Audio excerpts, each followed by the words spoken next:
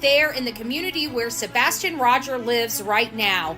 I don't know what is going on, but it seems like as they're ramping up this renewed effort to find Sebastian Rogers, it's taking him to some familiar places. Check it out. As I've been discussing most of the day, there has been a renewed effort in the search for Sebastian Rogers, a 15-year-old autistic boy that's missing from Hendersonville, Tennessee. It is my opinion that he disappeared under suspicious circumstances, although law enforcement is saying that there is no evidence of foul play. Sumner County Sheriff's Office put out a Facebook post stating that they're going to be out in the community looking for Sebastian Rogers as this renewed effort for Sebastian Rogers gets underway. Something isn't right. We're getting a really, really odd feeling about this case. You're going to want to stick around as we dive in.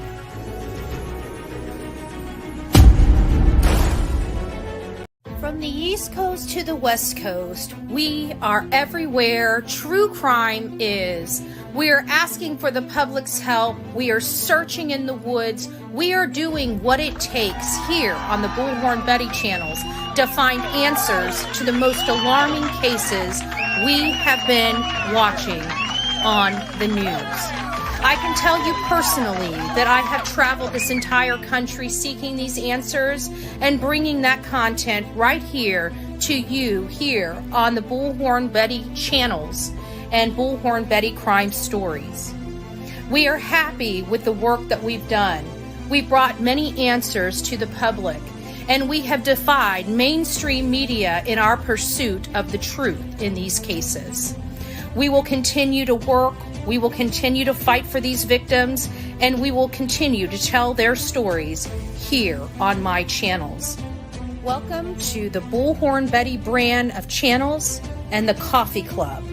Thank you for your love, thank you for your support, and more importantly, thank you for allowing me to bring these victims' stories to each and every one of you, advocating for each of these victims. God bless you, God bless America, and more importantly, God bless our victims.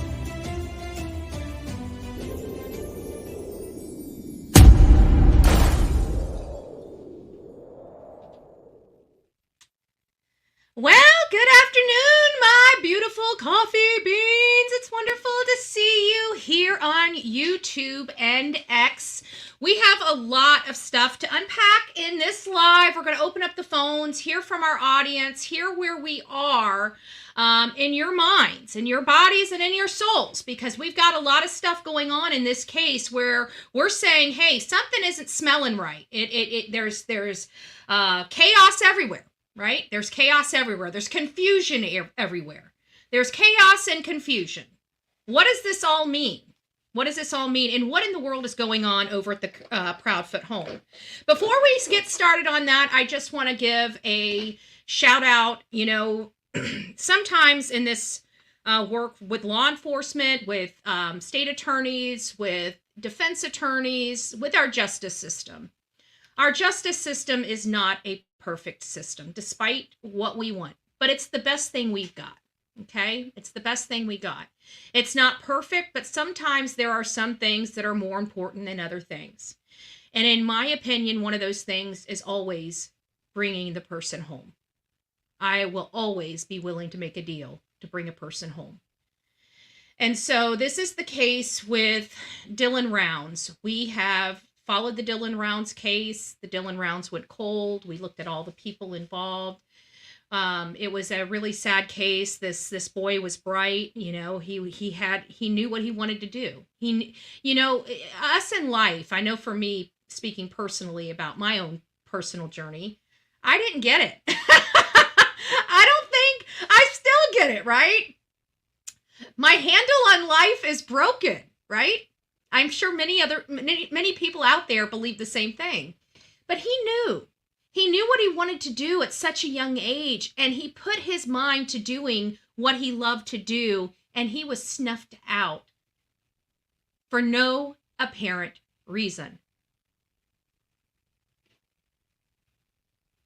Oh, Nick, nice. Hopefully I did well. I'm here in the U.S., so if you guys are wondering, yeah, there was another documentary out that I had debuted in for the UK. I had 2 documentary crews in and out of my house at the end of last year, and one was BBC, and the other one was obviously the stuff on Paramount. And that was released, but I never got to watch it. I can't because I don't have BBC here. And every time I try to download it, apparently you got to jump through a whole bunch of hoops here in the US to get BBC. So anybody that knows how to download that stuff, if you want to send it to me, bullhornbetty@gmail.com. I'd love to see it. I'd love to see it. I'd love to see how I did. I'd love to see how they, you never know, because it's there. When you do these documentaries, you're at the mercy of the producer and the director. You just do the best you can and pray to God that, they put you in, you don't know what their narrative is, so it's one of those things. Oh, okay. Thank you, Nick. Thank you. It's just one of those things, but I would love to see it. I'd love to see how that all worked out, being in this kind of work, it has its good stuff and it has its bad stuff. So we just do our best. That's all we can, that's all it's expected of us, So, oh yeah, Pepple's got the email there for you. Thank you. Thank you. We'll check it out. I'm kind of interested in it, but, anyway, so Sebastian Rogers, he's a 15-year-old autistic boy that went missing on February 26th, and nobody's really seen or heard from him again. We've got a lot of information coming out. We've got people screaming, FBI's at their house! The FBI! The FBI! The FBI! But is the FBI at their house? I don't think they are, because we sent somebody out there last night when everybody was screaming bloody murder and nobody was there. Well, guess what? It happened again today. People are like, oh, they're swarmed with, so a neighbor drove around there and nothing's going on there. So why is there people intentionally misrepresenting what is going on out there at the Proudfoot home? I think it's fishy. Makes you wonder if the Proudfoots are throwing some stuff up there to get people to drive by their house so they can check on it. Since they don't have any security systems or cameras or anything like that to protect their home, their almost $1 million home, maybe they're using our Facebook groups to get us to go watch the house to make sure everything's still there. But Carla, I think, has hit the nail on the head right there. A distraction. I can tell you there are a few good creators out there that are covering this case very well. I have to be honest with you. And so I would kind of venture to say that I would be monitoring their feeds. If they're saying that there's law enforcement there, then we need to start being concerned that there's law enforcement there. As a matter of fact, I think we're all welcoming of law enforcement at this moment in time, right? We want to see them doing forensic testing at this point. We want to see them out in force, trying to find Sebastian. We want to know what else they're doing outside of the Hendersonville area to locate Sebastian, because at the end of the day, we don't know where he is, and one of the parties from their household appeared to be 3.5 hours away. So are we looking outside of that general county? Has they reached out to any resources other than in that general area? We know we have the FBI. We know we have TBI. But what's going on with searches elsewhere? Are they doing any searches elsewhere? We've got law enforcement constantly coming to us every single day in and day out, telling us there's no evidence of foul play. Well, Bullhorn Betty, there's no evidence that there isn't foul play, and this stinks to high heaven. So how are we getting from point A to point B? This kid was sheltered, had no friends, had no contact really with the outside world. And guys, so many lies, so many inconsistencies. Let's just start going over a few of those, okay? We know the facts of the case because, let's face it, there's not a whole lot of facts to the case, right? There's a lot more inconsistencies, untruths, and bold-faced lies than there are actual facts for this case. Karen reminds us it's now a national Amber Alert. Thank you. We've had it on active. Thank you, law enforcement, for catching up. But I don't know if you've noticed, social media has had it on an active Amber Alert since we learned of the case. We appreciate it, though. We appreciate it. So yesterday you guys watched us process, and I put it up there for a specific reason because I thought it was an educational reason for all of you guys to kind of watch how I process these cases, how I eliminate certain things when there's no information. For example, the speedway. How did we realize, you know, I mean, because let's face it, not all the time are we going to have somebody that can go into a store, get the video camera, review the video camera footage, and then let the rest of us know. So we have to find other ways to process the information and find out if it has validity or not. And so we walk through it. And you know what told us that the one thing that was out of place in the whole timeline? It was that store through the entire timeline, making it a completely unbelievable timeline with that store in it. So just by the process of elimination, just by the process of going through everything, we knew once we got from the beginning to the end that there's no way that that speedway could have had any relevance in this case. And that's how you have to do it when nobody's telling you that there's footage that Sebastian's in or not in. So I hope you guys go back to that and just watch the process again on how we got there, because I think that'll help you guys in the future when things like this come up. One of the things that we talk about is the inconsistencies. I think one of the first inconsistencies that we received on this case was where everybody was at, right? That really was the main inconsistency, because on 2 interviews we're told by the Proudfoots that Chris was at his job, she was at home waking up, she goes and wakes up Sebastian's not there. Within 3 minutes she calls her husband. Her husband says, hey, did you look here? Did you look here? I think she even went as far, we got to go back and listen to it. I think she even went as far as to say she didn't even go out of the house on that first interview, or one of those interviews, if I recall. I'm going to have to go back and listen to that and analyze that, because I remember something being there, because I remember being completely, utterly shocked by Chronicles of Olivia's interview when she now interjects that she got in her car, drove around the block, drove to the school. All that was never told to us at the beginning. For days, weeks. It wasn't until Chronicles of Olivia's interview that we find out that she even left the house. Because I'm pretty sure she says he never goes outside. I could be wrong, but I'll find it.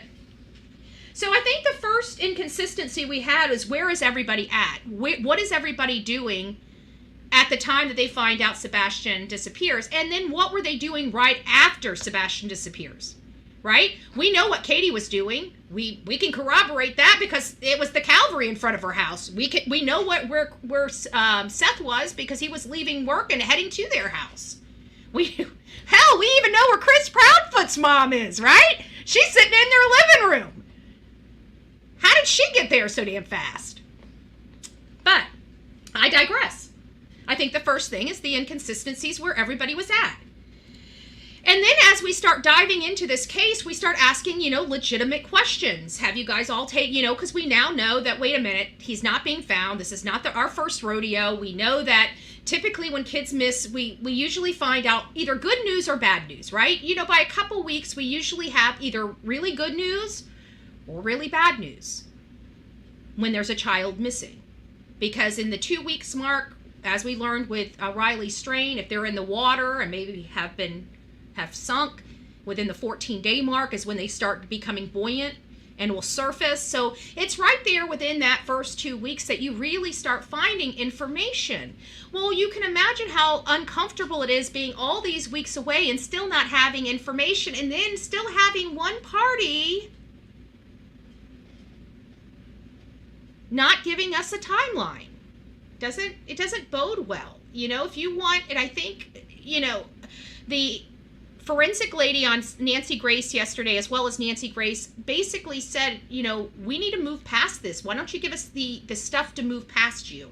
And Chris is so resistant. And it's Chris and only Chris. We're not getting this resistance from Seth. We're not getting this resistance from Katie. We're only getting this resistance from Chris. He's the one that keeps wanting to say, oh, I can't answer that because of HIPAA. Oh, I can't answer that because of privacy. Oh, I can't answer that because of safety. You realize that you got a kid missing, right? Like, your safety, your lifestyle, your everything stops. Everything being about you is over. Because now everything has to be redirected to trying to find that kid. And every time we turn around, it's Chris Proudfoot putting the brakes on it. Why? Why is it every time we go out there, we hear something, why does it always seem to be somebody associated with Chris Proudfoot or Chris Proudfoot's stinky-ass parents, the Bowersocks? Can somebody explain that to me? Why are we constantly getting rumors from boots on the ground that it's the Bowersocks and the Proudfoot family causing disruptions with the searches, the flyers, and the signs? Give me just a second.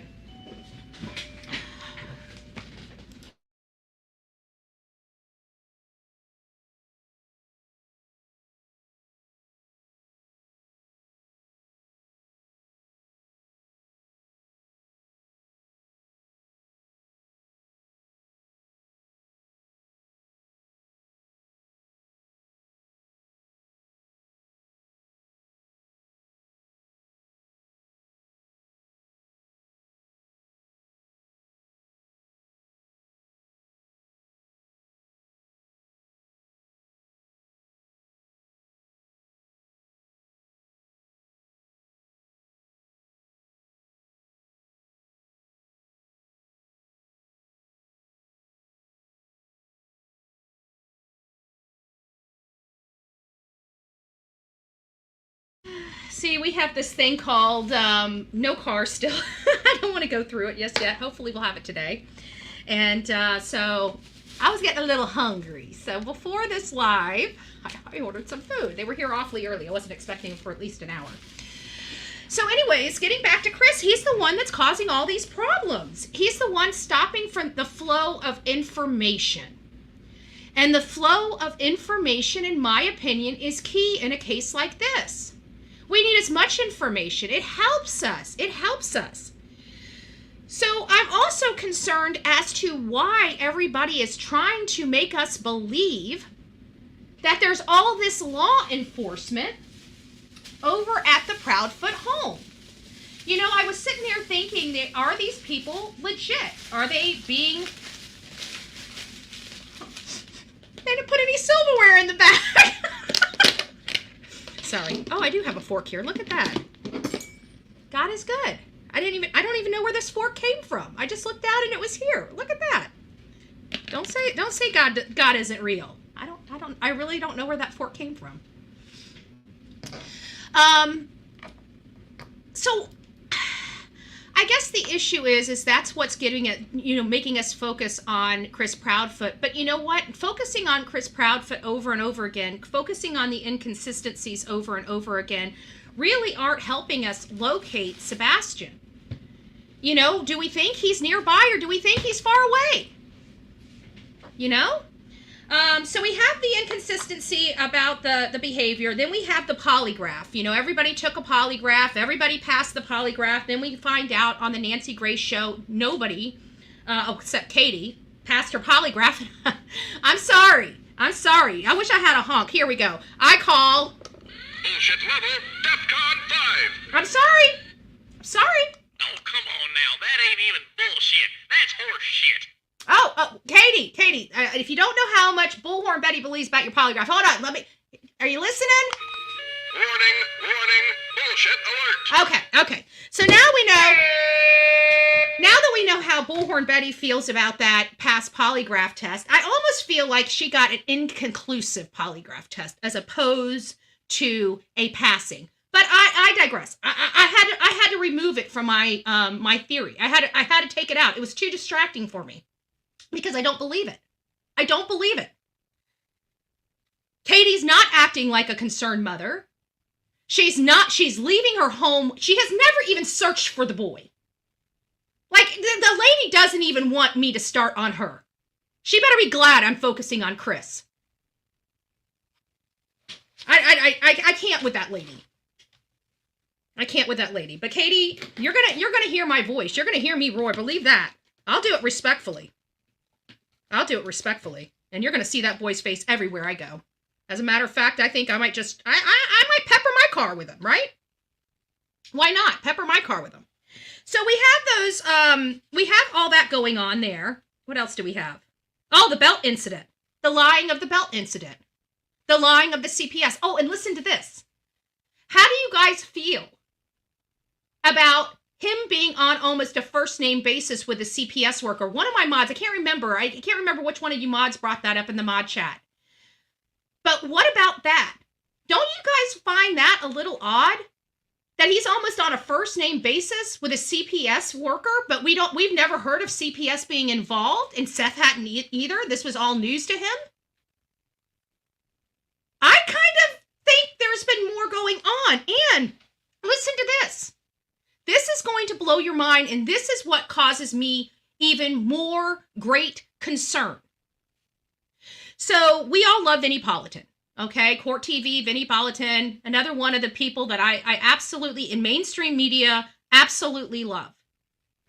I wish there was more Vinnie Politans out there. I wish there was more Nancy Graces out there, right? But in Vinnie Politan, this just came out, I think either this morning or last night. I'm unsure.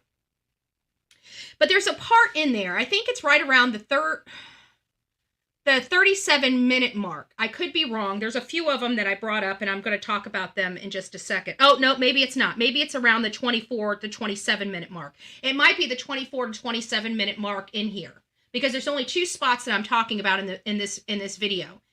And it talks about the court case, because there's some mudslinging, right? There's some mudslinging going on right now between the Proudfoots and the Rogers, right? So there was some court documents that were brought up on the Court TV episode. We're going to get to them, and we're going to go over them. I got it pulled up here, but I wanted to talk to you guys about it a little bit because I want to break it down for you. One of the things that caught me, again, something that nobody really picked up on, that's just ringing alarm bells in my ear. It was when they were talking about his disability. They have an expert there that talks about the chromosome deficiency that causes certain things and what Sebastian does to himself when he's stressed out, such as clawing, biting. Why is this important? Because many people thought they saw Chris Proudfoot with bite marks on him. However, according to these court documents, it seems that Sebastian Rogers would bite himself. Why is that important? Because we believe that there was a level of hostility and abuse in this house that was going under the rug. We didn't know it. It was the dirty skeleton in their closet until this right here happened. And I think that abuse has been hidden by his own disability, because they can just say, well, he has a documented history of hurting himself. What do you bet that's been used? And what about the neighbor that talked about Sebastian being found under his car before? Why was that never brought up? Why didn't the Proudfoots, when they were asked multiple times, has he ever run away before? They said he's never had a history of running away. Explain to me why we have the neighbor on body cam footage from law enforcement telling us that we need to look under cars because the neighbor has found him under his car before. What? These are all the little things that, and I did hear a few creators pick that up. I did hear that. Some people have been running with that story. So whatever creators got that and picked up on that, kudos to you, because there's a lot of people, especially in mainstream media, they ain't getting it. Just like they weren't getting it for the ride along with Chris Proudfoot. They keep acting like it's no big deal. I'm sorry. Been around the block a time or two. It's a big deal to me.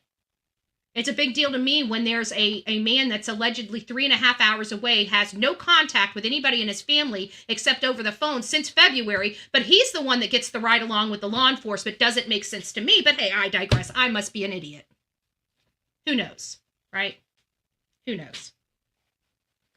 Who knows? The lack of evidence in this case.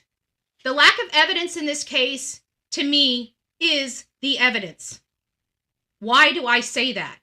Because if Sebastian walked out that damn front door, there would be evidence that he walked out that front door. The lack of evidence, in my opinion, is the evidence. It is the jackpot. Because how can you explain this? Those lights that we're told that our truck, that is a garbage truck. Listen, guys, this is one thing. We have law enforcement telling us to think this way, look this way. Don't, this is nothing big. This has no evidentiary value here. But you know what? Every single talking head, and I didn't notice this, but because I'm going back and reviewing stuff, guess what they're all saying? Sebastian, everybody seems to have this consensus that Sebastian's time of leaving that home was around 3 a.m. Just coincides with this, video that's stuck at 3:11. Stuck at 3:11. And then when we go and dive into the whole dog hit thing, listen, guys, we need to find out how Christopher did this, right? We know how he did it. We know. We know how he got him out of that area. I can tell you right here with almost 100% certainty how Chris got out of that area. Whoever took Sebastian, cut through to that construction, that new construction home community, and they loaded him in a car there. That's what the evidence supports. The dogs followed over to there, and the scent was gone. That's indicative of him being loaded into a vehicle and driven away. So I'm sorry, law enforcement can say that those lights, but I reviewed them again when I was watching Vinnie Politan, and I don't see how they can say one's going this way, one's going this way. I've never seen a garbage truck split into two and go in two totally different directions. But again, I'm an idiot. What do I know?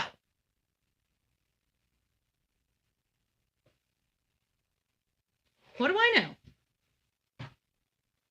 Documented injuries. Got a huge problem with that. Let's listen to what's said about those. So I'm going to be doing this. Let me get to my spot. I think it was right here. Yep, it's right here. This is where we're at. Let's go ahead and pull it up.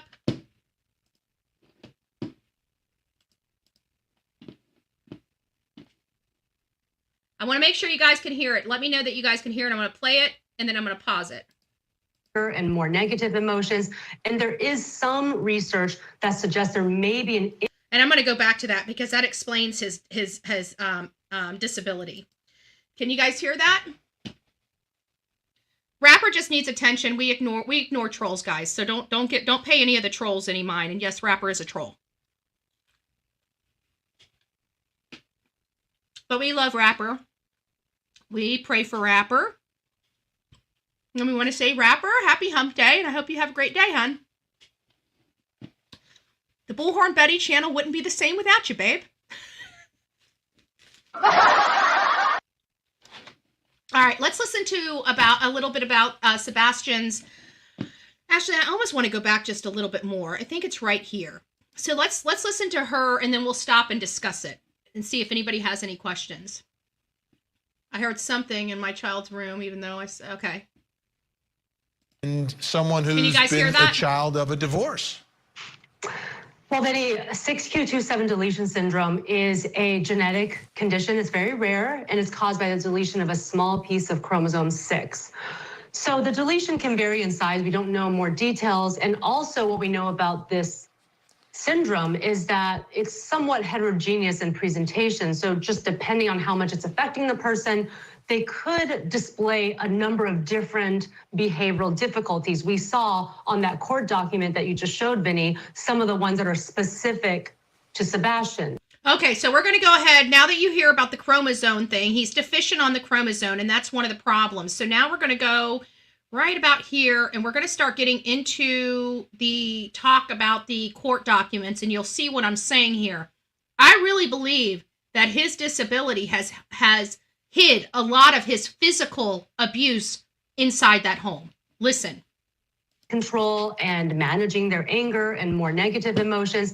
And there is some research that suggests there may be an increased risk of autism disorder. So they're not one-to-one, but there may be a slight risk amplified based on this particular deletion syndrome. Now, also in these documents, they describe a specific incident. And again, this is from papers filed by Seth. On August 11th, 2016, I had told him that day that if he cleaned his room, he could go swimming. I asked him if his room was clean, and he replied that it wasn't. I told him he couldn't go swimming until it was clean. Sebastian reacted by flying into a rage, screaming and hitting himself, biting himself, and trying to throw himself on the floor. I reached out to catch him before his head hit the door frame. Wow.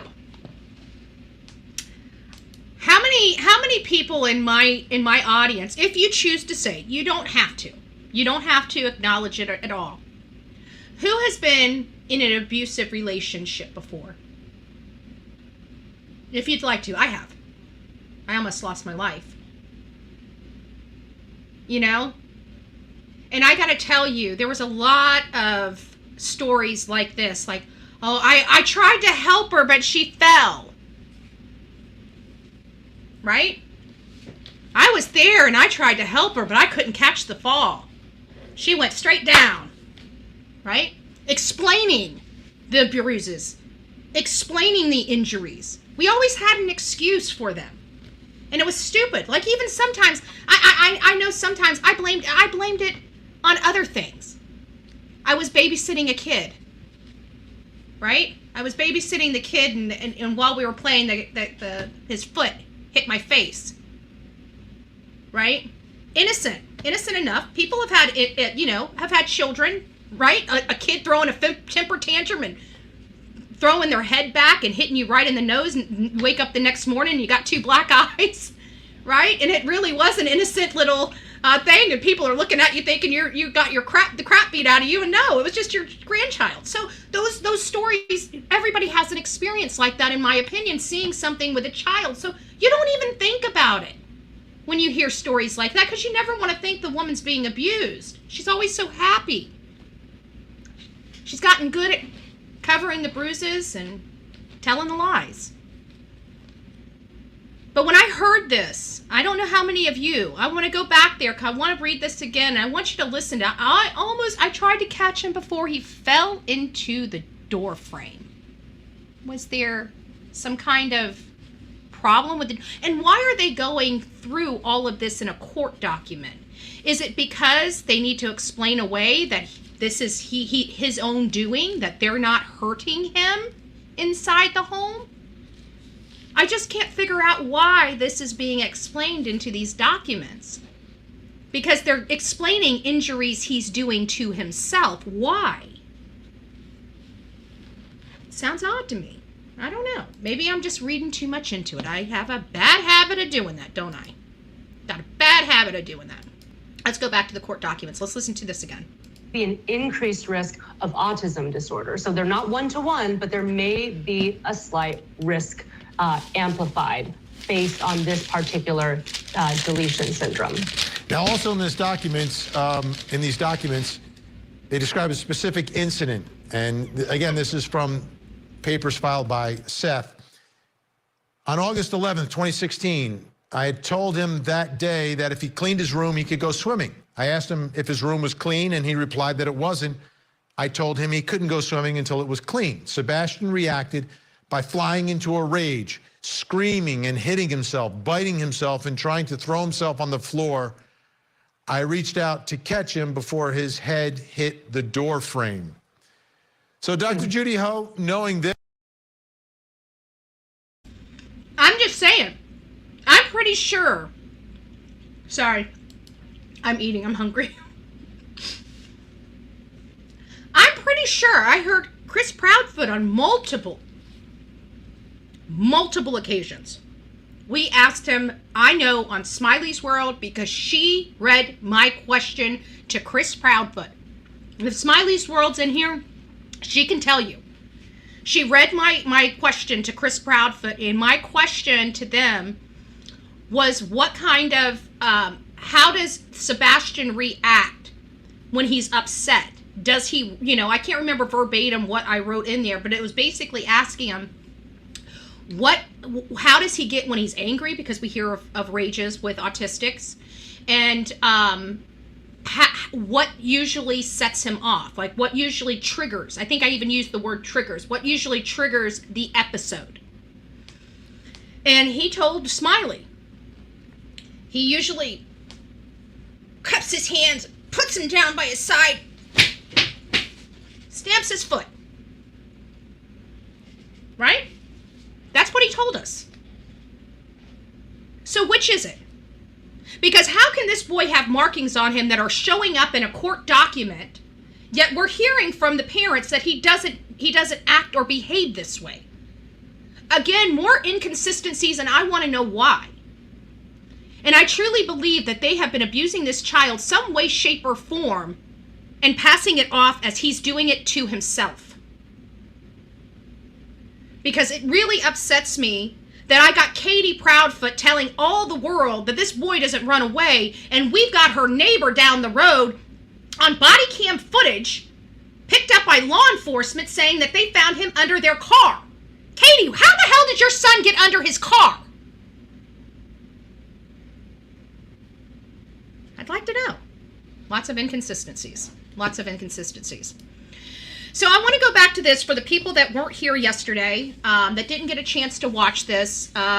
This is the forensic expert that Nancy Grace brought on, because I don't want people being upset with me. Because I get a lot of flack here on social media because I analyze these cases and I look at them and I don't lie to my audience, like telling them that I believe, I want people to have hope because we don't know. And I always say that. But my opinion of this case is this boy is gone. Okay? Not that he was shipped off to someplace. He's in Alaska. He's in Georgia. No. Gone. At the hands of Christopher Proudfoot. I want to make sure everybody is very clear on my position on this. Does that make it so? It does not. That's just my opinion of what I'm looking at. But I couldn't, and sometimes I don't explain things well. I'm a passionate person. I get caught up in the issues and, I get angry and show those emotions here live about my disdain for this kind of nonsense. And so I don't always explain things really well as to why I believe that. So when I find somebody that explains it the way I wish I could, I want to bring it up here. And I want you guys to hear it. And this lady, this beautiful lady that has education and experience, just explains it so much better than I could ever explain it. So I want you guys to hear her explanation.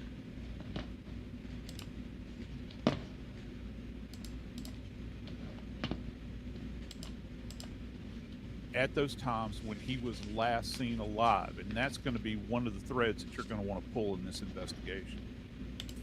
Cheryl McCollum, host of Zone 7, is a forensic expert. As you know, Joe Scott Morgan, death investigator. Cheryl, you've had quite a lot to say online.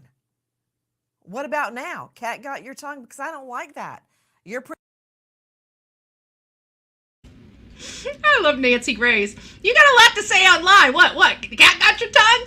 You can, like, Nancy Grace, she doesn't care if you interrupt her. She's like, interrupt me, tell me how it's done. I love Nancy Grace. If you guys don't know how I feel about Nancy Grace, let me tell you. pretty bold when nobody's questioning you. But what about now? I want to hear your analysis. Here's my problem. They're statements. You've got inconsistencies. As soon as somebody changes their story at all, they should become the focus, period. Mom has said different things. Now you've got a stepdad that looks like he's co-signing with everything that she says, but he allegedly wasn't there. So how can he agree with anything that she's saying? You've got mom saying she heard a thud. I don't like that word. That sounds like a body hitting the floor. When people use the word thud, that's not sounded like he hit the wall, sounded like something No, it's dropped. never a good thing. It's usually preceded by an adjective, sickening, a sickening thud. Picking up on all the And cues. Nancy, you've got other things. You've got mom saying he went to the end of the driveway to put out the trash. And then you've got law enforcement searching a land. Imagine that. They're searching lakes. They're searching ponds. If you're watching and paying attention to law enforcement, it does not seem to me that they are looking to recover a child alive.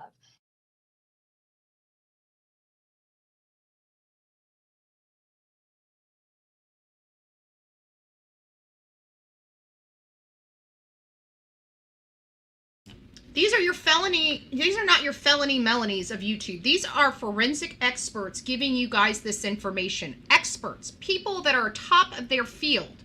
Okay? They're not me. They're not Joe Blow down the road. They're not Joe Plumber. Right? They're not any of these. These are experts in the field telling us that. So while I understand that, felony Melanie down the block wants to be, it couldn't be the Proudfoots. Okay? I don't listen to those felony Melanies down the block because they're idiots. I go to the experts. I look at the experts. I watch the behavior of law enforcement. It's very clear to me. Very clear to me.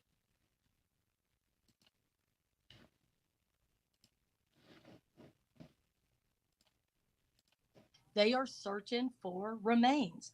You and I both know, and Joe Scott knows, when a child goes missing, the first 3 hours are critical. We're at 6 weeks. First 3 hours. Why is that so important? Because again, Charlotte Senna was a miracle and is a miracle to be alive.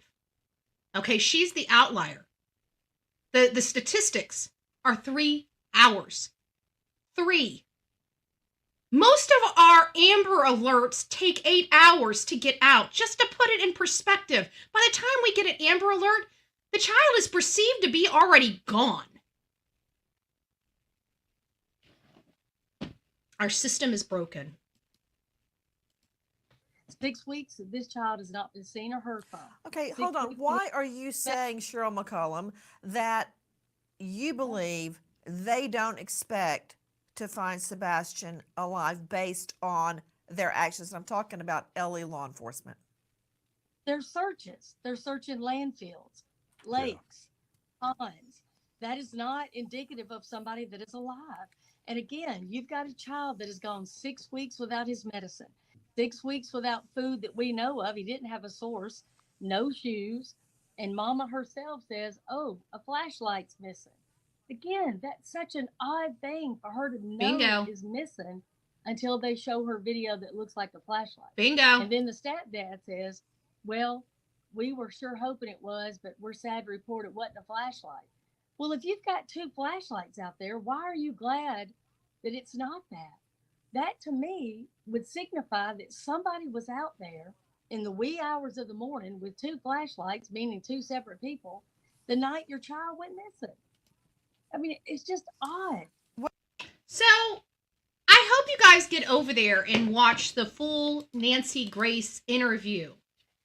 But there's a lot of things, and that's what's leading me outside. Like, I'm kind of conflicted here. I'm really conflicted here because I'm trying to look inside of Hendersonville because that's where all the action is, right? That's where the signs are being torn down. That's where the volunteers are being followed. That's where it's all feeling all creepy and like lurky and stranger dangery. You know what I'm saying? Like, it feels like that is right going on in Hendersonville, and you're like, why are all these distractions happening there? So it almost implies that you feel like Sebastian's there because all of this chaos being brought about. But I still think it's just an elaborate distraction. Because I feel like if he was right there, they would have found him in 6 weeks. But again, I have not personally put my feet on the ground or personally previewed any of that area. I don't know how complicated it is or how large or big, but I have to think 5 square miles, 2,000 square or 2,000 square miles or whatever they did that they covered and cleared with people and dogs and horseback and, drones and helicopters and all of this stuff. And the only thing that they were able to find was a mannequin. A freaking mannequin. That was creepy. The hell's a mannequin doing in the bushes? Oh, that's right. Dolly was there. I forgot about that. I'm just joking. And, Jason Voorhees and all. So, I guess the first question would be, is by a show of ones and twos, do you think, for one being Hendersonville and two being elsewhere, do you believe that Sebastian is in Hendersonville? Or do we think he's elsewhere, outside of that Hendersonville area? One, that he's in Hendersonville. Two, that he's elsewhere. I'm just very curious of your opinion. And I'm just going to be silent here because I'm hungry. You think of it elsewhere, okay? Oh, Mike Stevens thinks he's alive. A resident, well, Mike Stevens is our resident defense attorney, so we have to take that into consideration, okay? Sorry. Hold on, Green Eyes. Let me see what you just said. Hold on. And thank you guys for being honest. I see some ones in there too, so I appreciate you guys being honest about your opinion. I want honesty because, that's what helps us, right? We don't like parroting everybody else. So Green Eyes says, let's just put Green Eyes up here. The flashlight looks like the garage with two lights above. And like Chris said, the dog started at the front door, went off the side like the video showing, but who is it? Yeah, I don't know. It's hard for me to believe. It's hard for me to believe that they caught anything on camera. I don't think Sebastian will be anywhere on camera because I think Chris knows exactly where all the cameras are. I think Chris did it. So I guess, and that's going to cloud my judgment moving forward. And I know it's going to cloud my judgment moving forward. So I'm going to have to try to eliminate that. It's going to be hard to do so. Like, even all of my commentary right now is biased toward Chris. Like, I can't even think anything other than Chris at this point. Miss Robbins says she doesn't know. Thank you for being honest, though. Hopefully they check. Let's see what Angelica says. Hopefully they check the phone records and pings. I always thought it was weird that they both were on the phone when calling everything, and that's why I say I had to eliminate the polygraph test that Katie, I didn't say that she passed or failed. I just eliminated it from the overall picture because it was too much. It was too distracting. It was too distracting to sit there and who did we hear that she passed? We heard it from her. I don't trust a thing that comes out of that woman's mouth. That woman left her disabled son behind when he's missing and ran off to a freaking different state. I tell you what, people complain about Bullhorn Betty now. You should have seen me in my 20s. That woman would have had no chance. I'm a much nicer version of myself this day and age. Much nicer version. Proud of who I am today, quite frankly. But I got to tell you, that really upsets me. That woman has ran off and left her son. There's no way she passed a polygraph. There is no way. I don't believe it. You can't convince me. Show me the poly. You know what? Don't even show. I don't care. I don't care. There's a reason why polygraphs are inadmissible in a court of law. I don't care. I don't believe her. I don't believe that she didn't know anything. I don't believe that she's some victim anymore. I did put that out there that, how about if she didn't? How about if he snuck in the house? How about? This was planned. This was planned. I absolutely believe that this was premeditated. This was absolutely 100% planned. Why do I think that? Because there was a truck or a car that loaded that boy up, and that is what the evidence shows. The dogs went to a specific spot that there was easily to get to that other unit, and it just dies. That is indicative of somebody getting in a car. Sebastian was put in a car in the other community. So if he was seen, or not seen, but if it was alleged that he was put in a vehicle in the other community, he left that area. And so who helped him? I have two people. That I think could be responsible for the other person or the second flashlight. It was either Katie Proudfoot or let's not forget our beloved Big D, the family cleanup guy, right? The one that liked to go see Nina. Hey, Big D. Bullhorn Betty could use a Big D in her life. Come talk to me, babe. Were you out there out in front of that house that night? Were you out in front of that house that night? So it was either Katie, in my opinion, and if she had no knowledge, which I don't believe. I really just don't believe. I really just don't believe it. She had no knowledge of this. It's hard for me to believe. But if she didn't, I believe that this is a two-man job, in my opinion. And that man would only trust a handful of people. And I think Big D would be one of them. And I think Katie Proudfoot would be the other.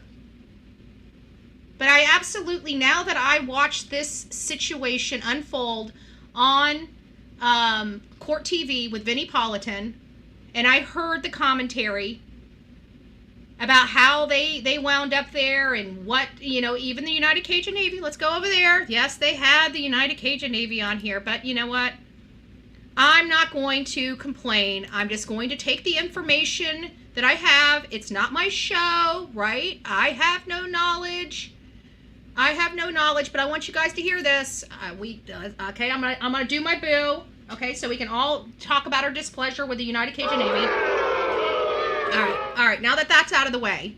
But our friend Jason Jensen, right? He was on there. We love Jason Jensen. Jason Jensen. You know what? Like I said, he's one of the nicest people I've ever had an opportunity, and he really helped me when we were doing the Kylan Schulte and Crystal Turner case. He was involved because he was helping Kylan Schulte's father, Sean Paul Schulte, and he was doing work pro bono, and he didn't quite know how to take us.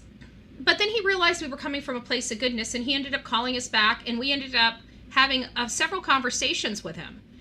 And one of the things he always, he helped me really early on in this journey, and he's like, you always need to find out why and what they think happened. That was advice. That was, a recommendation from Jason Jensen, yours truly, personally, on the phone. I love Jason Jensen too. I do like private investigators. Everybody thinks I'm anti-private investigator. I'm not anti-private investigator. I love private investigators. I'm anti-internet private investigators. Big difference. I love my PIs. My PIs that I like, they don't need to be all up in the spotlight. As a matter of fact, they live in the darkness. That's what makes them so successful. All right, so let's get back to this. Hold on, let me change looks like my speed's off. No, it's on there. All right, so here's the United Cajun Navy. Let's listen to them.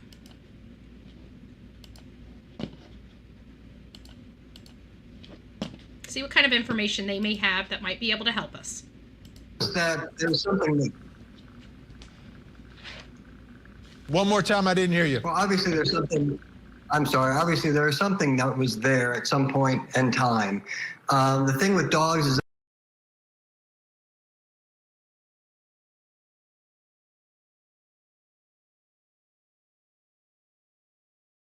I know for a fact that did hit on the retention pond.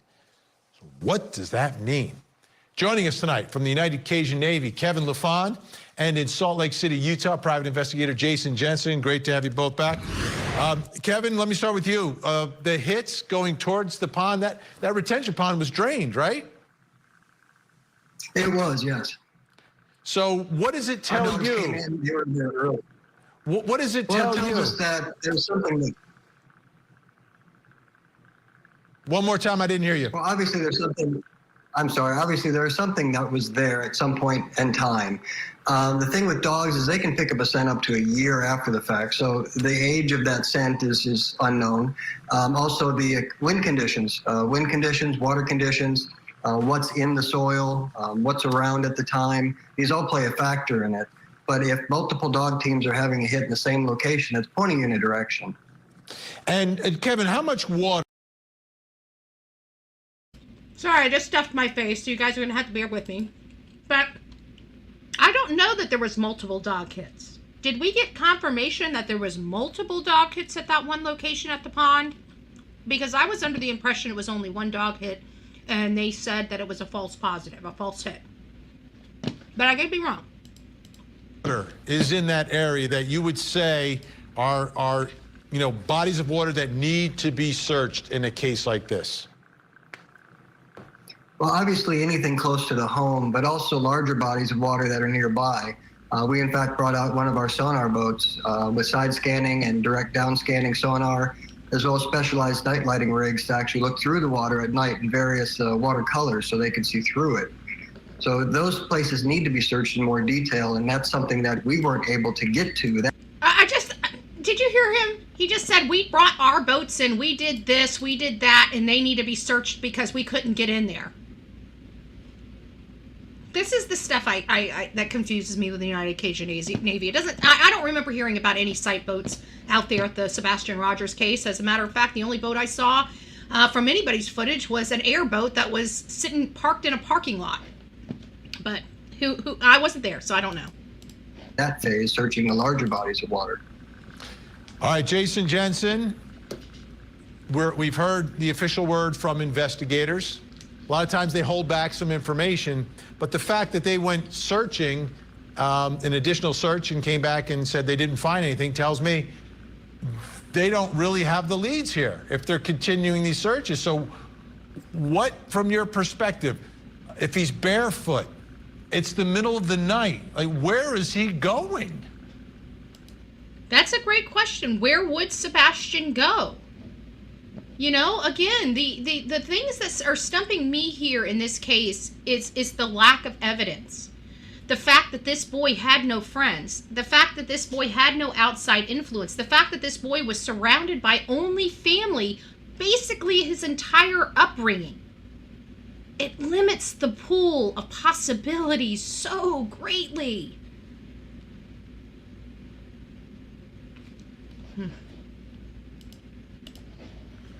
Right. You have to ask, what would draw a 15-year-old boy out of his home at 3 o'clock in the morning? See how everybody keeps sticking on that 3 o'clock in the morning. There's something with that 3 o'clock in the morning. This is a private investigator, y'all. So we have to take into consideration some of these things that we're hearing, okay? And one thing I keep hearing over and over and over again is 3 o'clock in the morning, 3 o'clock in the morning, 3 o'clock in the morning. I can't imagine that all of these court TVs and all these news organizations are so far off base that they don't believe this boy left around 3 o'clock in the morning. You see what I'm saying? Everybody's saying 3 o'clock in the morning. Why?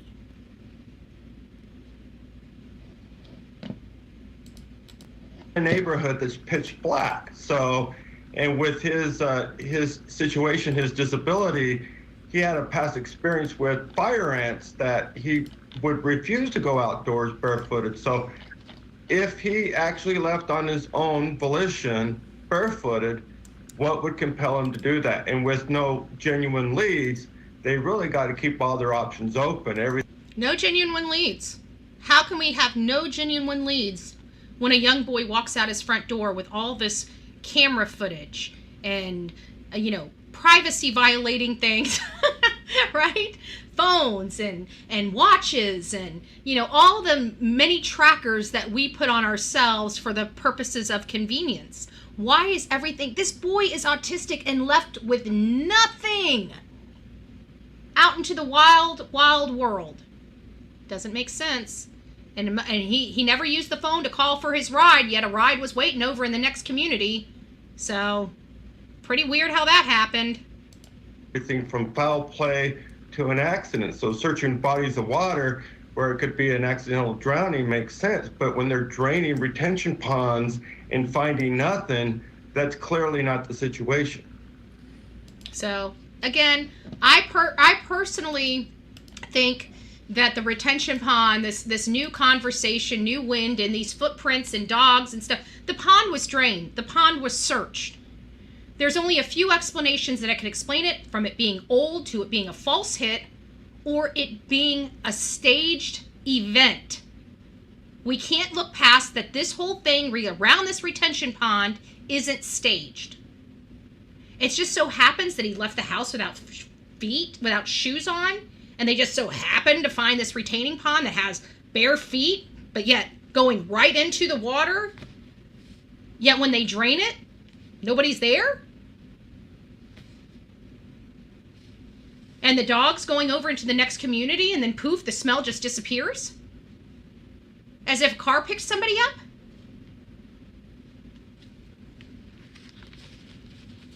One thing that Vinnie Politan said on here is he believes that law enforcement has no leads at all. I don't believe that. I believe what we're watching right here is them eliminating everything else. Because in court, when you go to court, you can't focus on one person, okay? If that is a defense for the defendant.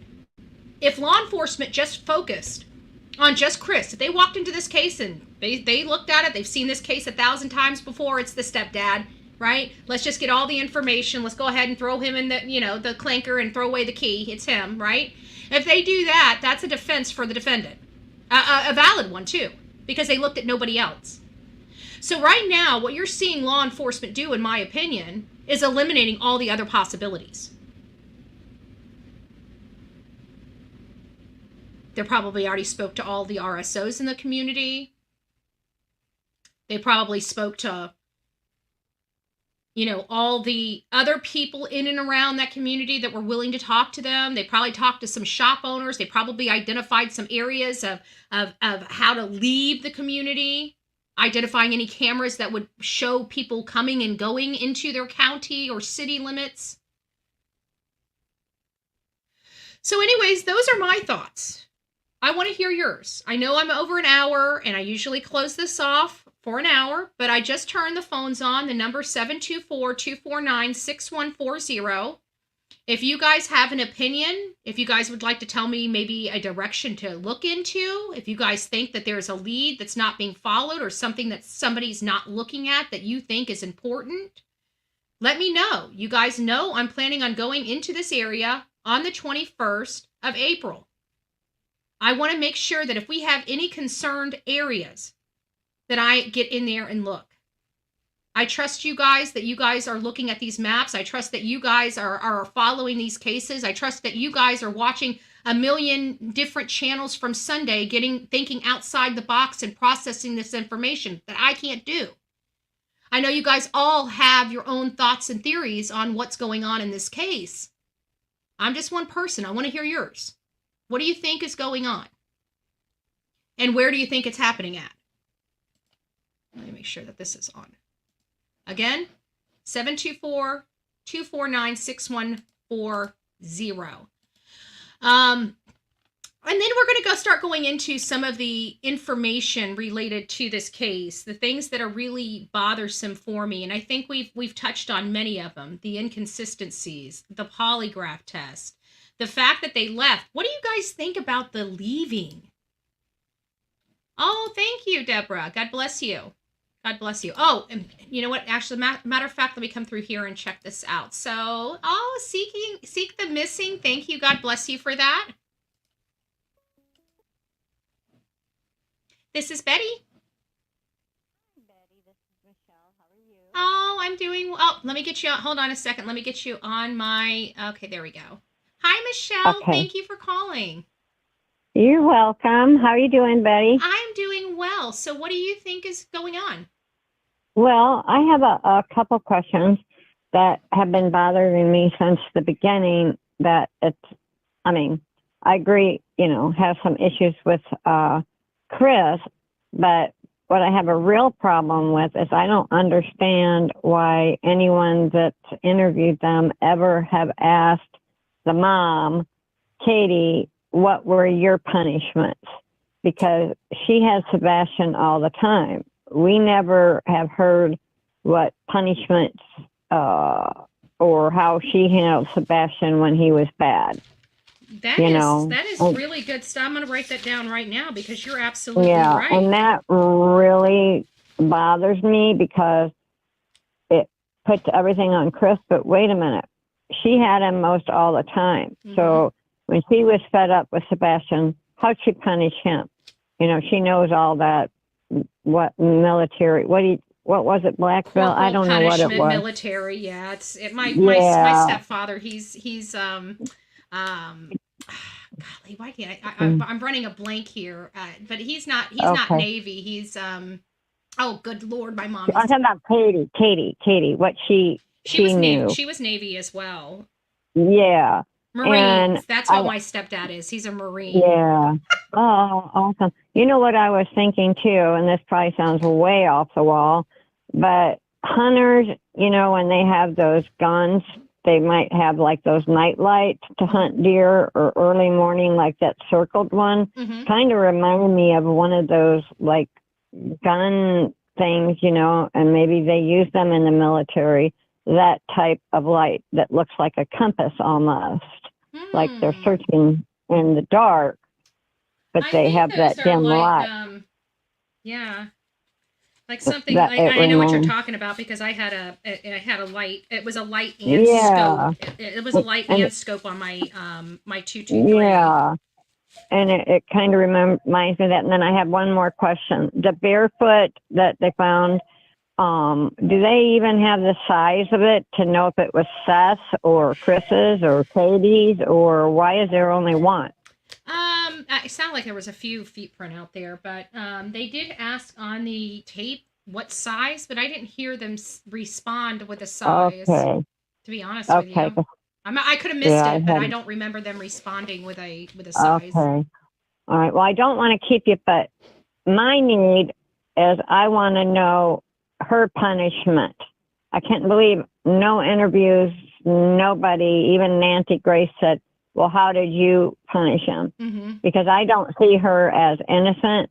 And another crazy thought that went in my mind was, what if she did something, you know, innocent till proven guilty, and then just never told Chris anything about it? It is But possible. we know, it is possible. She was there by herself. all about his punishment. You know, Yeah. I don't know. It's just funny because she seems secretive, but it probably she needed help taking him somewhere if it went on in the house. I don't know, but if you can find how she punished him, that would be great. Well, I can tell you there's like 650 people here in chat, so I'm sure everybody, if anybody has any contact with Seth or the Proudfoots, I'm sure that they will ask the question. I'm sure we'll hear from them if they Yeah. find an answer one way or another shortly. Okay, wonderful. Thank you, Betty, and you have a great day, okay? God bless you. You're welcome, sweetheart. Okay, Bye-bye. later. Oh, that's so sweet. That's so sweet.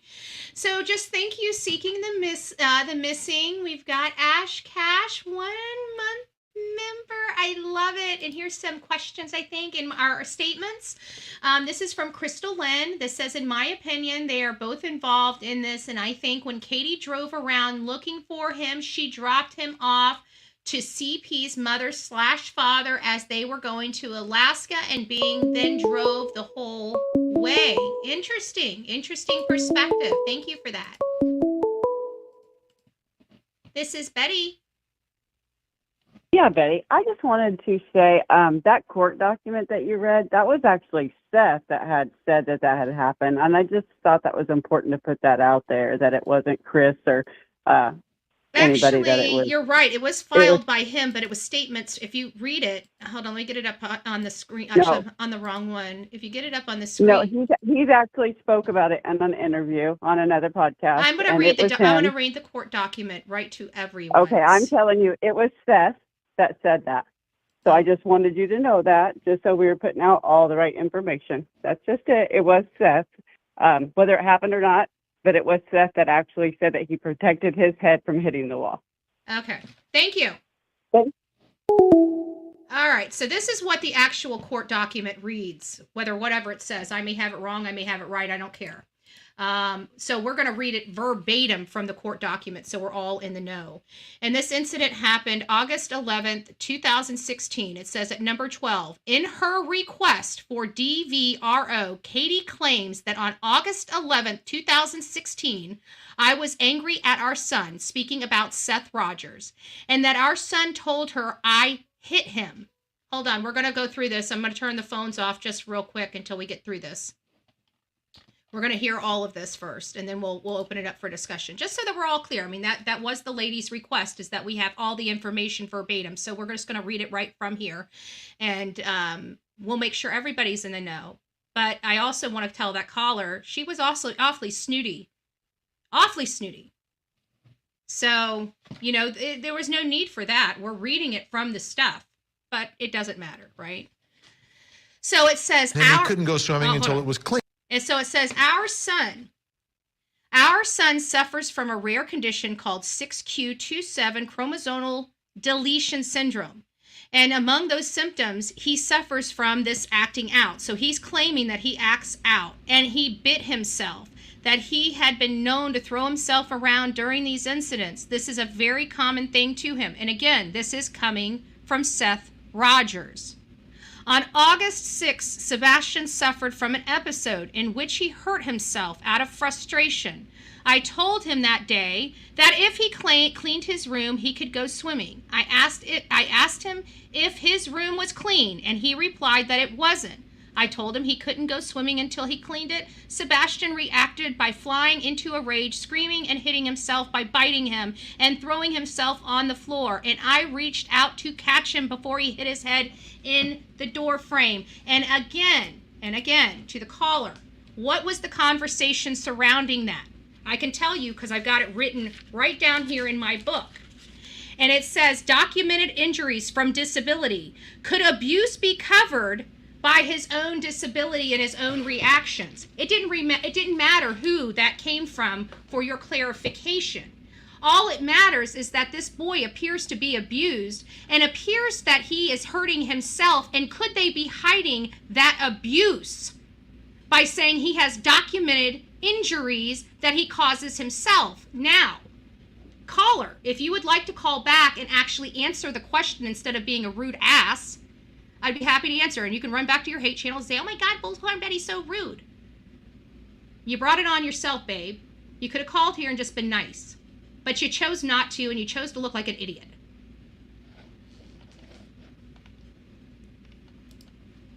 Now, he did try to get away from them. He wanted his father, Seth. He's scared out there. He is hurt badly, in my opinion. Might have a broken foot, ankle between water. So Wolf actually thinks that Sebastian left on his own. Do you think he was like trying to get to his father's house and may have hurt himself on the way there? Because that is the one thing that Chris and Katie did say to him. Chris and Katie did say to him that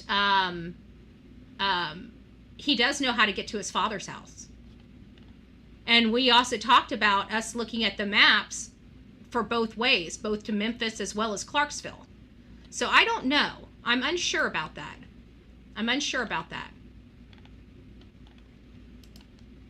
Lulu's Nana, oh, let me turn the phones back on so she can call back in, so she can give me another mouthful with her snooty attitude. How were the animals acting that night? Ellie should have looked at the, oh, interesting, Lulu's Nana.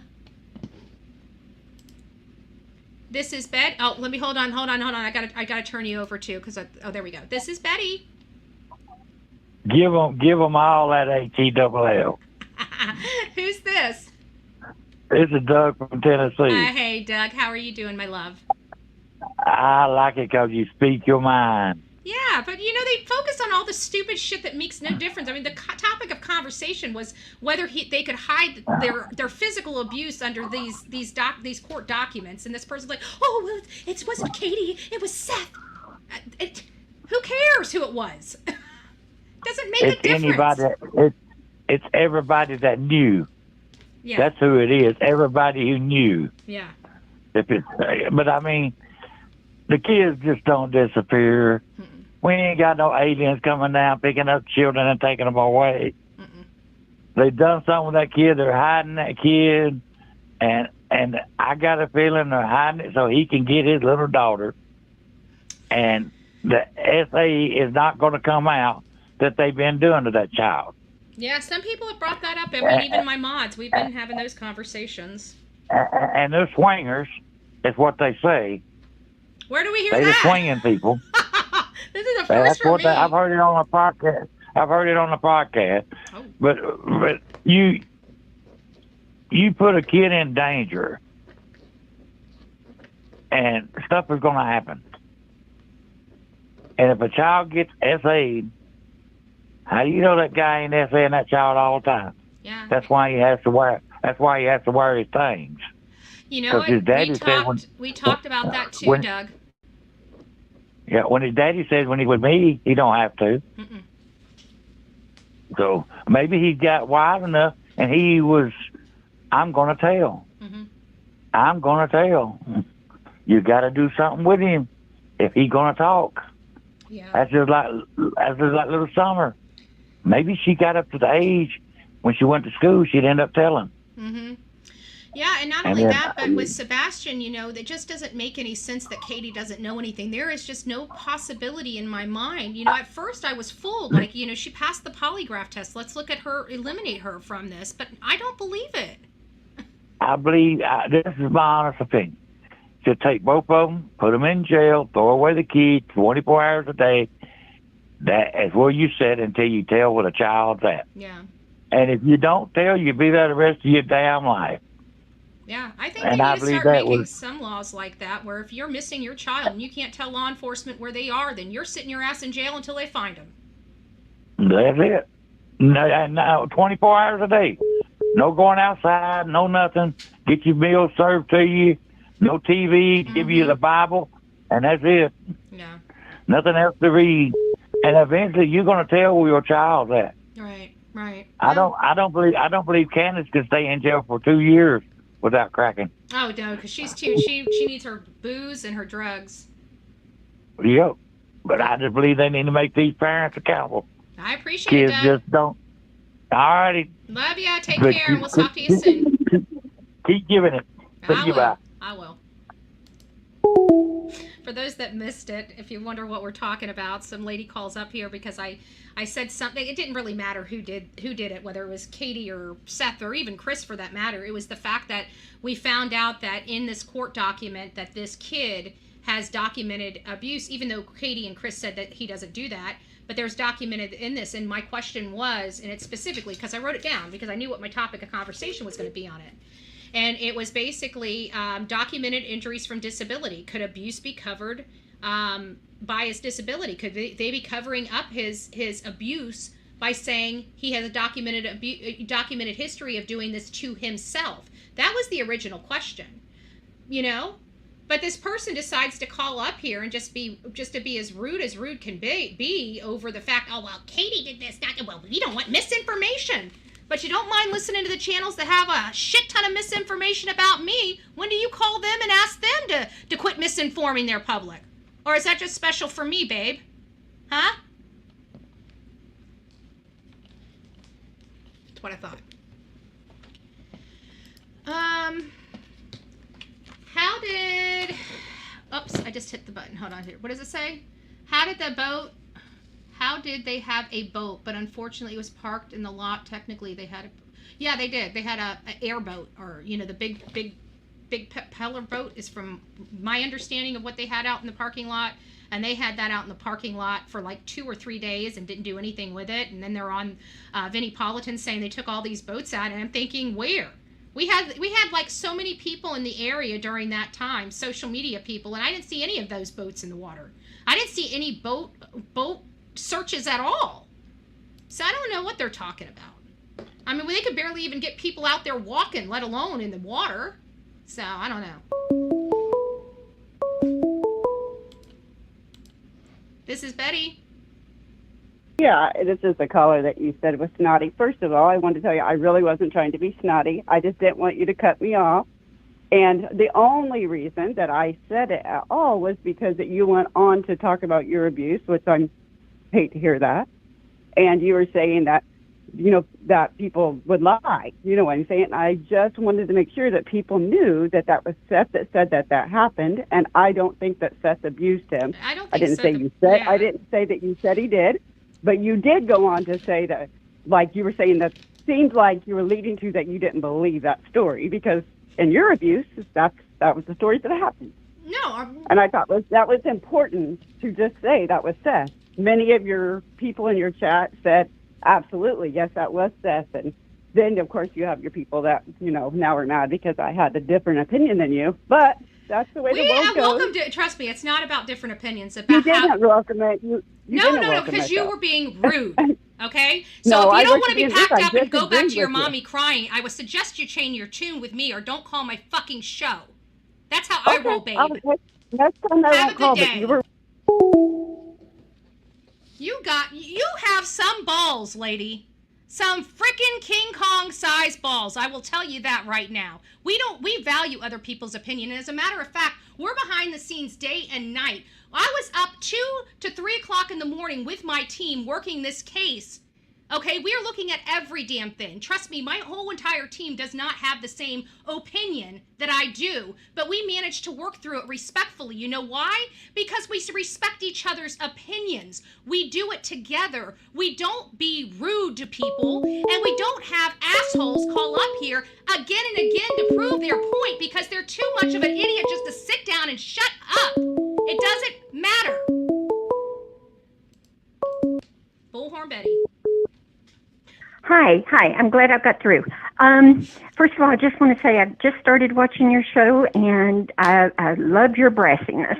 Did that last caller piss you off, or is it just me?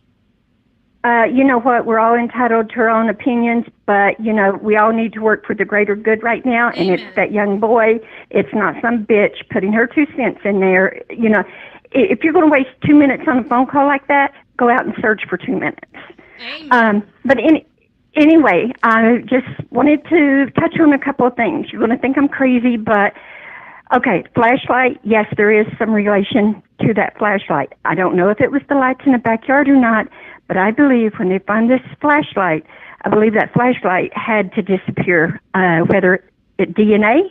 I mean, I think DNA is going to be on it because I think that flashlight is an afterthought like the shoes. They needed it that night to see in the dark, but somewhere along the way, they've lost it. So now they had to make an excuse. Where's that flashlight? We're not. I think you might be onto something because we never understood why that flashlight was interjected into this situation. I believe they, first of all, needed that flashlight that night, even though it was a small one. My understanding is it was a bright one. Mm-hmm.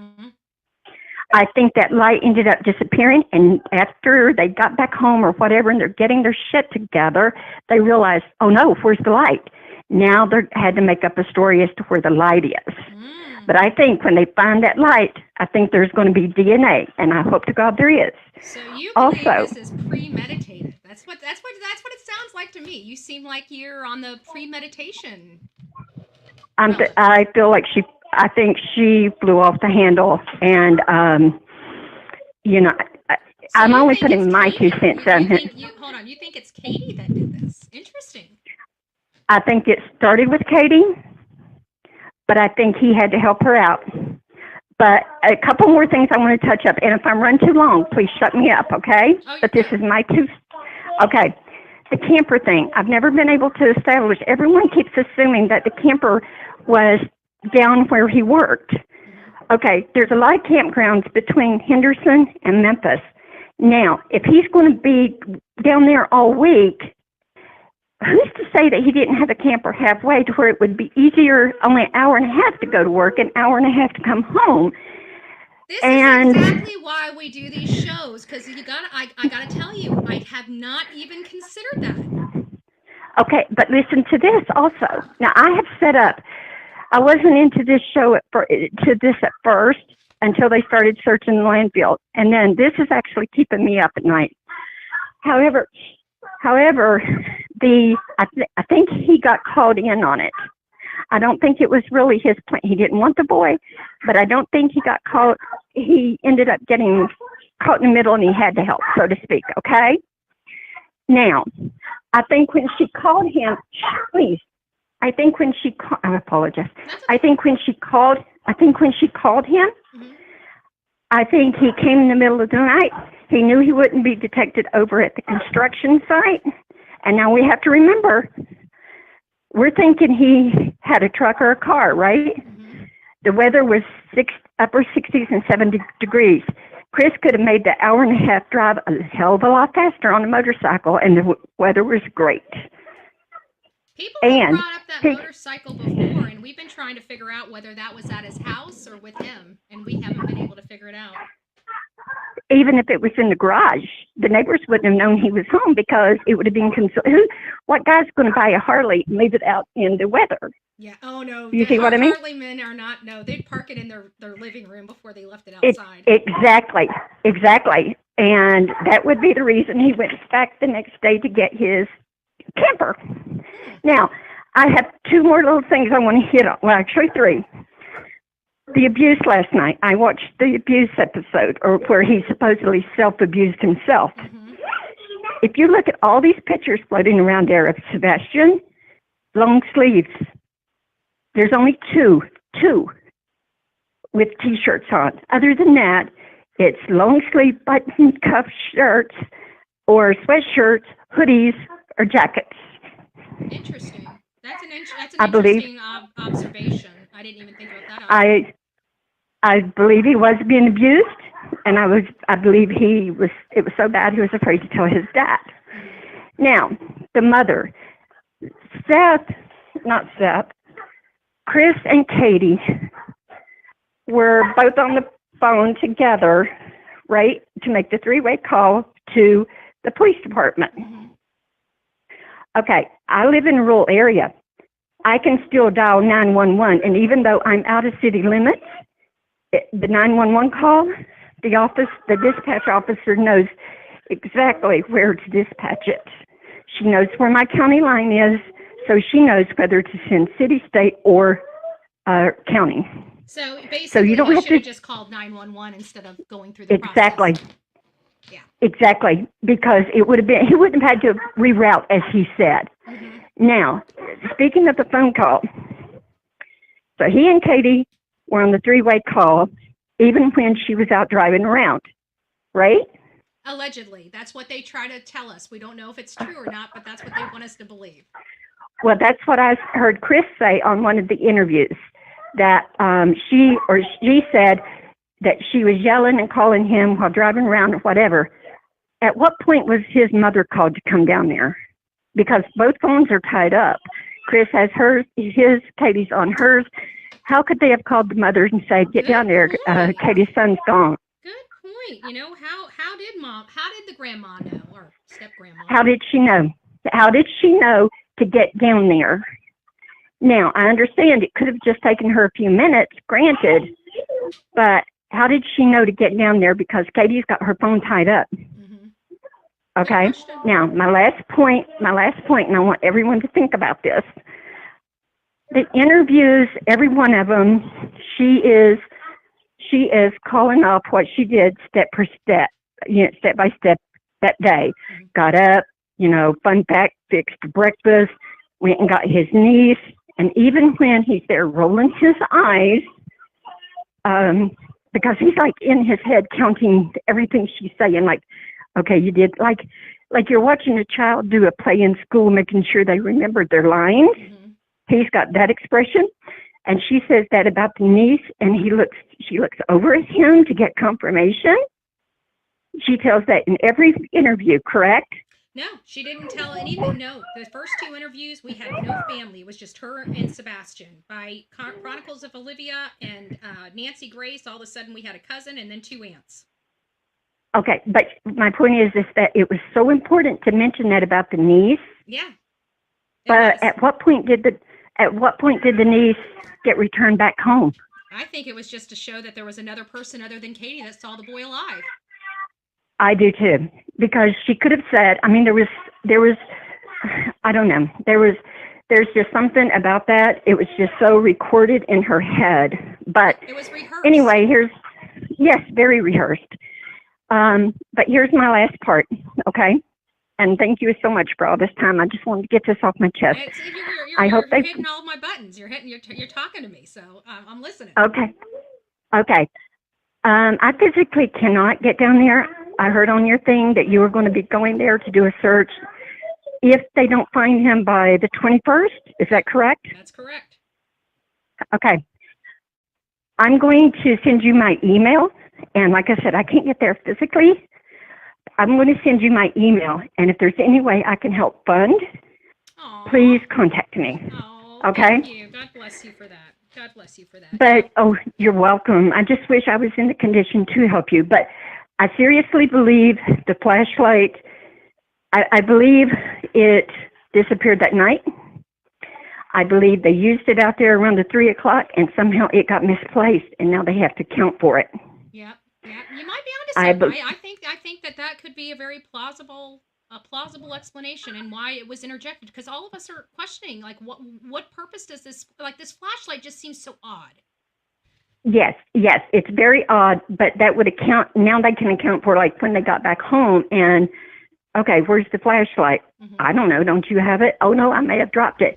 Well, they know now there's a 50-50 chance when they find him, they're going to find that flashlight. Right. And if they handle that flashlight to be carrying it as they carried him, then they know their fingerprints are going to be on top, on that. Okay? Yeah. So there's where I think the DNA is going to come in. The long sleeves, I look at his pictures and I can't help but wonder, yes, there was something going on. All through his school years, it's long sleeve, except for the T-shirt with the snake on him and then a yellow one. Even the day that they were out, he had on a long sleeve shirt, according to that one picture, and it was, like I said, in the 70s. Mm-hmm. So I don't know, maybe I'm off, but anyway, I've often wondered about how the mother found out so quickly and how did she get in contact, because Sebastian's phone was there, Katie was on her phone, Chris was on his. Who called her? Good point. And all valid points. Okay, I just wanted to throw that out there, stir it over in your head, see what you come up with. But again, I will be getting in touch with you. My name is Debbie, by the way, and I just became a new member. I'm going to send you you're welcome. And I don't mind putting it out there. Like I said, I will contact you in a day or two, give you my email address. And if there's any way under God's green earth I can help you, please let me know, okay? God bless you. Thank you for that. Thank you. God bless you. Bless you. Thank you, honey. Bye-bye. See, now I know people are saying something about the microphone. Whenever I have I don't know what it is, whenever I have Google Voice on, it does something to my microphone. It pitches it. I turn the microphone itself up to see if that helps, but I don't know if it did or not. So just bear with me. But see, that's the kind of calls we want. We don't need snooty calls and people, having pissing contests with me because they need clip for their clicks and views for their channels. This is real work. This is not a joke. I know there's some people out there that think it's a joke, but here we do not, and we don't pay attention to things that don't matter. We're looking at a larger picture. We don't get into all those stupid petty details that people like to argue over as right and wrong. We're big picture people over here, and I know it's hard for small minds to understand. So those are the people, the 764 people that are here to learn and to try to help find Sebastian are why we do this. We're not doing it for the hate channels. We're not doing it for their clicks and views. We don't really care about their opinion of us because they ain't doing shit and have never done shit, right? So we're going to stay focused on our channel. We're going to stay focused on our mission. We're going to stay focused on the stuff that we do here to make a difference. This is Betty. Hey, Betty. Hello. Who's this and where are you calling from? This is Terry, and I'm calling from North Carolina. Well, how are you doing, and what do you have to contribute on this crazy case? Well, you know what? I've been watching it from the beginning, and of course, I believe it's the mom. Why? But why is because I'm a mom. I would be going crazy. I know that's the hard part to get around. We can do a lot. We can try to justify a lot. But it's that's the one thing none of us understand. How can she do that? Because it's just like the Soto case. If you're a mom, how can you go and just be sitting there and shed no tears, not worried, it's just relaxed, and it's like, my kid's gone, it's missing. But, I was listening to this one person, I keep going everywhere on the internet. They mention a place for kids with disability, and it's in Nashville, Tennessee. And the reason I'm saying this is Nina and Chris is supposed to have a court date. Yeah. They were supposed to go supposed to be going to trial this month over Faith. So what I was wondering, I checked out this, I can't remember what it's called, but it's in Nashville. But I checked it out, and you do 90-day programs. Was Sebastian supposed to be a witness? Everybody's assuming that he would be, but this was I don't know how they could call him in as a witness unless it was a witness to support Christopher. But I don't think, in all fairness, if Katie really didn't want him to go to court, they could have fought it to keep him out, especially in light of his disability. They could have had an attorney. So I really don't think that if they didn't want him to be a witness, I don't think that I think they had remedies to keep him from being on the witness stand, is what I'm trying to say. Okay. And then another thing I was wondering, with this flashlight and stuff like that, I was just wondering if did they have dogs sniffing the Proudfoot's whatever what they call the sock foot or something like that? Chris's parents. Did they sniff his car? Their car? Oh yeah, I don't know. We don't know. Because the only people that were giving us information was Chris, and every time we turned around, we caught Chris in a lie. So we don't really, to be honest with you, we don't know, because the only people we can rely on are the people we don't trust. Right, and I just think, because you see how that lady, tried to help take his daughter from Nina. So I was just wondering if from taking it from Nina is, this house was for Chris and Katie and Nina. Well, Nina's daughter. Faith. You're talking about Faith. Yeah, Faith. Yes, Faith. And so, get rid of him. Mm-hmm. Because, of course, the mother said he was goofy looking. The whole thing's really messed up. But I really feel sorry for Sebastian's dad. I do too, because it just seems like, it's like a day late and a dollar short. He was almost there, and it just makes you wonder, why was he prevented from going there? What did Sebastian really know? What was Sebastian going to tell? You know what? Yeah, I don't know. And then again, I'm just wondering if they sold him off. Some people have. I think this is a lot to go through for that, but again, I always say it, truth is stranger than fiction. We have seen a lot over the years in this kind of work. Yeah. Nothing's, what's so sad is really nothing surprises me. It really, that's what's so sad and what's so sickening all at the same time, is like literally nothing surprises me. Yeah, that's true. It's just like the whole world's changed. Whole world's changed. The people nowadays, to have kids and just leave them laying in the corners, or it's just, I don't know. But I'm just talking about them. That ranch. I was always thinking about that ranch.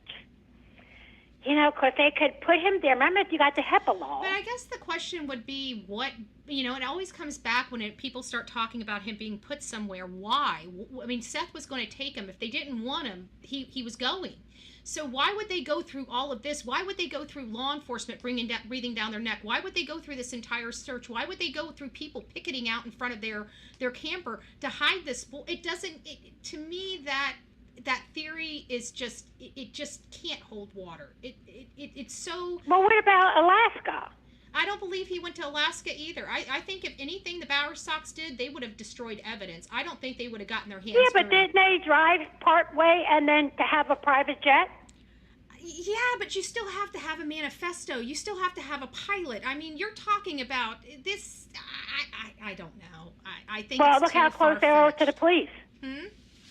Look how close they are to the police. Oh no, I get it. But with the plane thing, that's a little too far fetched. Trying to take a person that I don't. I mean, like I said, anything. They could have drove and dumped them. Yeah, but the Bowersock, like that lady. Even though she's batshit crazy, she's too old to be carrying bodies around. This is a job for younger people. This is like a Big D and a Chris Proudfoot job. This is not grandma and grandpa. Well, you know what? Maybe his sister went along with him. It might have been, but I'm just, I'm sitting here trying to see, his mama, throwing a kid over her shoulder to go. I watched that. What's that? JR or something. I watched when that man come out at him. I thought he was gonna come out, but then he got back in the car. But it's just a strange bunch. Yeah, but I I don't know if they're going to find him or not because it's sad. People nowadays, they just found that one little boy that had his whole life planned ahead. I mean, and they just found him. Yeah. But anyway, I'm happy to get a hold of you. Yeah, I'm glad you called. Call back again. This is just one of those cases that I'm just melancholy over because I just, it's so difficult. And it's like every time we think we've got something else comes out and it's just a crappy case. It's just sad. Well, is he really, Chris, they really going to make him take a polygraph? He's probably gonna lawyer up. I don't trust Chris. He's been fighting the polygraph for so long. He's gonna find a way to win. I'm not gonna believe it until I see it with my own eyes. Period. Well, I know that they both shut down made their Facebooks private. Yeah, I think at this point, after seeing those kind of actions, I think they've got an attorney. I think if they haven't lawyered up to law enforcement, they're getting ready to lawyer up to law enforcement. That's the reason why they took their we see this a lot, and it's so telling. Yep. Got to plan. Well, they already had the plans. I mean, look at them. Yeah. But anyway, it was nice talking to you, and I want to thank you for listening, and God bless you. You too. God bless. Bye-bye. All right, guys, I know there's other people trying to call, and I am so sorry, but we're at the top. Usually these shows only last an hour, and we're almost at an hour and 45 minutes. And again, to the person that called, you can call back again tomorrow, Miss Rudy Pants, but I will say, please be courteous. I don't do the BS. I don't do the petty personality crap that you got going on with yourself. Go get yourself help if you cannot control your behavior enough not to call my phone because you don't agree with something I'm saying. Now, if you want to call here and like everybody else did, provide your opinion about the case. Be kind and courteous when providing your opinion. We don't. One thing I can't stand is somebody parroting me. Anybody that has been on this channel for years and years and years knows that I don't like parroting. I love differing of opinions because it makes for healthy debate, and I love healthy debate on the issues and the facts. Some people just can't do it. They want to start fights. They want to have wedge issues. They want to do stupid stuff to get a rise so they can clip it and put it on their channels, because right now, all these hate channels, because of me, they have to go the opposite direction of me. So they're already all wrong in their theories and speculation on the case. So their reputations are already in the trash because they have to go against me at all costs, whether it's true or not. So anytime that they have an opportunity to call this show, try to disrupt the show production with all these things that don't matter, it just doesn't matter. We're going to stay focused on the facts. We're going to continue to work on this. We're going to continue to look for Sebastian. We're not going to lose our focus on what is important. Our focus on what is important is what happened to Sebastian and where could that boy be. So your job as the audience is to pass his face around. Keep him alive on social media and other places. Be talking about him. Talk with each other. You guys got a whole bunch of chat rooms and groups. Throw these things out there. See what they said. I mean, look at that. The one lady that called here. She gave us halfway point to park the RV. Like, wow, right? Wow, no, we didn't talk about that. The self-abuse, the long sleeve shirts, nobody had brought that up. Had we not opened up the phones and were brainstorming about this, a lot of these perspectives we won't be talking about because we're not talking about them. So this gives us an opportunity to really hone in on certain key factors of this case. And that's a beautiful thing. At the end of the day, it's about helping these people, not complaining about who's helping. So anyways, guys, I want you to have an amazing day. Happy hump day. You guys are going to be sliding into the week. We're going to have crappy cases all the time on this show. So if you feel like you want to have your heart ripped out, beat up, stomped on, please come back. Please come back, because that's what we do all day long. But you know what? At the end of the day, we pray to God that some of the work that we do will help somebody. We pray to God that we, just by having these conversations, is bringing this person's face and name to the forefront so he can get justice. I truly believe Sebastian deserves justice. And that is what I'm seeking for that boy. I will tell you that. It's justice. Okay? I'm not a court of law. I'm a human being that's an American citizen, and as long as I follow the laws of this country, better watch out. I'm coming for you, Proudfoots. See you soon. From the East Coast to the West Coast, we are everywhere true crime is. We are asking for the public's help. We are searching in the woods. We are doing what it takes here on the Bullhorn Betty channels to find answers to the most alarming cases we have been watching on the news. I can tell you personally that I have traveled this entire country seeking these answers and bringing that content right here to you here on the Bullhorn Betty channels and Bullhorn Betty Crime Stories. We are happy with the work that we've done. We've brought many answers to the public, and we have defied mainstream media in our pursuit of the truth in these cases. We will continue to work. We will continue to fight for these victims, and we will continue to tell their stories here on my channels. Welcome to the Bullhorn Betty brand of channels and the Coffee Club. Thank you for your love.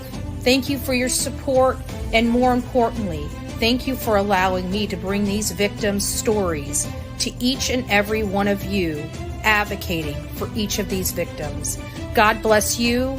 God bless America. And more importantly, God bless our victims.